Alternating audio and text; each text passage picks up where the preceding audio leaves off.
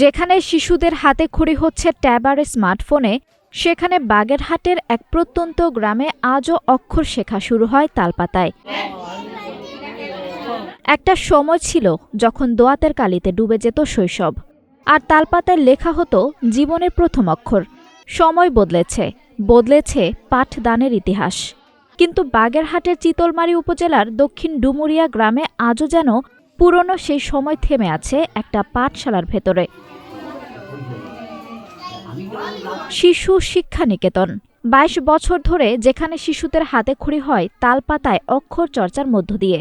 এই পাঠশালার প্রাণপুরুষ ৮০ বছর বয়সী পণ্ডিত কালীপদ বিশ্বাস। নিজের কৃষিকাজ ছেড়ে গ্রামের শিশুদের মানুষ করার স্বপ্নে যিনি শুরু করেছিলেন এই পাঠশালা।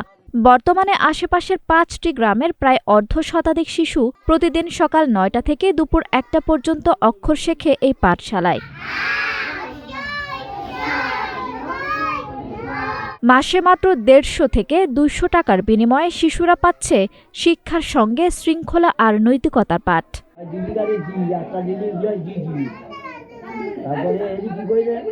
ঐতিহ্যবাহী এই পাঠশালায় নিজেদের সন্তানদের শিক্ষার হাতে খড়ি করা নয়, খুশি অভিভাবকরাও। পাঠশালায় ভাতায় লেখলি আপেল ভালো হয়, এই ৩-৪ বছর লেখতেছে তো ভালোই বানাম শিয়ে গেছে।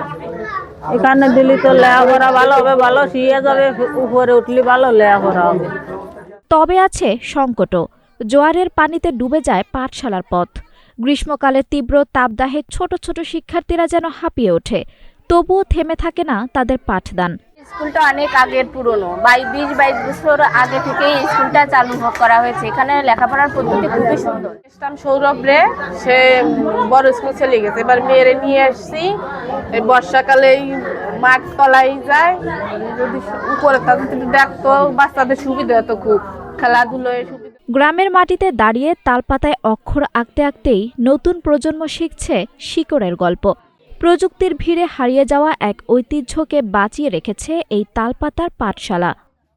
আঞ্জুম হক আরবি, নাগরিক প্রতিদিন।